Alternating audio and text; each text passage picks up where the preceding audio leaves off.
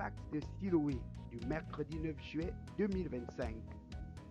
Le sujet du jour: entrepreneurs et salariés chrétiens se distinguer par la probité, l'intégrité et l'excellence. Ceci dans le cadre du deuxième axe de notre mission, à savoir travail, finance et entrepreneuriat selon Dieu. Nous vous proposons la lecture de 4 textes bibliques, mais nous n'en lirons ensemble qu'un seul verset. Colossiens 3, 23, 24. Tout ce que vous faites, faites-le de bon cœur, comme pour le Seigneur, et non pour les hommes. Prenez également note de Lévitique 19, 13, Jacques 5, 4, Proverbe 11, premier verset, Proverbe 10, verset 22. Dans le monde professionnel, nombreux sont ceux qui se réclament de la foi chrétienne, mais dont les attitudes vont à l'encontre des principes bibliques de justice, de générosité et de probité.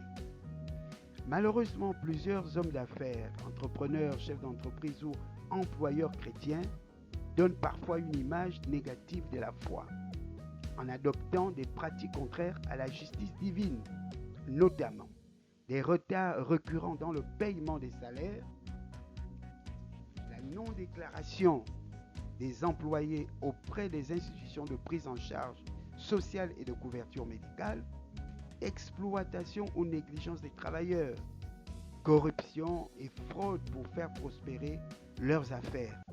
Parfois, la dîme ou les offrandes sont données alors que tes employés attendent depuis plusieurs mois leur salaire. Donner la dîme à Dieu que tu ne vois pas, alors que ton salarié avec qui tu partages la même foi est sans salaire. Quelle incohérence! Non, mes bien-aimés dans le Seigneur, qu'il n'en soit pas ainsi au milieu de nous. De même, à l'opposé, certains salariés chrétiens donnent une mauvaise image en manquant de discipline et de loyauté. Certains considèrent leur employeur comme frère ou sœur de l'Église, transposant la familiarité spirituelle dans le cadre professionnel et se permettant des comportements indignes, retard, absentéisme pour participation à un séminaire, pour jeûne ou présence sur la montagne, manque de rigueur, mauvais témoignage au travail. Pourtant, Dieu que nous invoquons dans nos communautés nous appelle à nous distinguer par la probité, l'intégrité et l'excellence dans l'accomplissement des tâches qui nous sont confiées. Que nous soyons employeurs ou salariés, nous sommes les ambassadeurs de Dieu dans les affaires et dans le travail. Nous vous proposons un développement complet de ce sujet à travers 4 points. Point numéro 1. L'employeur chrétien, un exemple de justice et de générosité. Nous devons voir nos employés comme des âmes précieuses créées par Dieu. Nous devons refuser la fraude, les salaires injustes et les délais abusifs. Nous avons le livre de Lévitique, chapitre 19, verset 13, et l'épître de Jacques, le chapitre 5, le verset 4.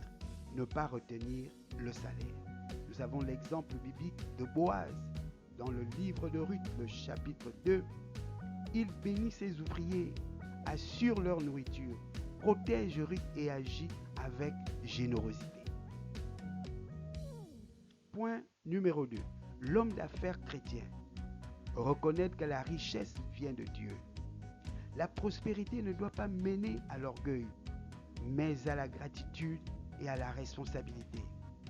Proverbe 10, 22. La bénédiction de l'Éternel enrichit. Nous avons l'exemple de Job. Job, chapitre 1er, les versets 1 à 3. Job, chapitre 29, les versets 12 à 16. Job était très riche, mais il était juste, craignant Dieu et aidant les pauvres. Nous avons l'exemple d'Ézéchias, 2 Chroniques chapitre 31, versets 20 à 21. C'était un administrateur prospère, craignant Dieu, ordonné dans ses affaires. Point numéro 3. Le salarié chrétien, fidèle et rigoureux, travailler avec loyauté, honnêteté et discipline, même en l'absence du patron.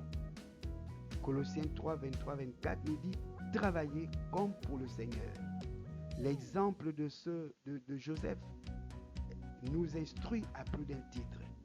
Dans le livre de Genèse, le chapitre 39, nous voyons Joseph fidèle en tant qu'esclave et administrateur. Nous avons l'exemple de Daniel. Daniel chapitre 6, le verset 4, il était impeccable et irréprochable dans sa fonction publique. Point numéro 4. La richesse et la position sociale pour la gloire de Dieu. Être un canal de bénédiction pour les autres. Être généreux envers l'œuvre de Dieu et les nécessiteux. Acte 10, versets 1 à 4, l'exemple de Corneille, qu'il était riche, craignait Dieu, il était généreux. Ses dons sont mémorables devant Dieu. Nous avons également l'exemple de Joseph d'Arimathée, Matthieu 27, 57 à 60. Il était riche, il était disciple du Seigneur et il a offert son tombeau pour Jésus.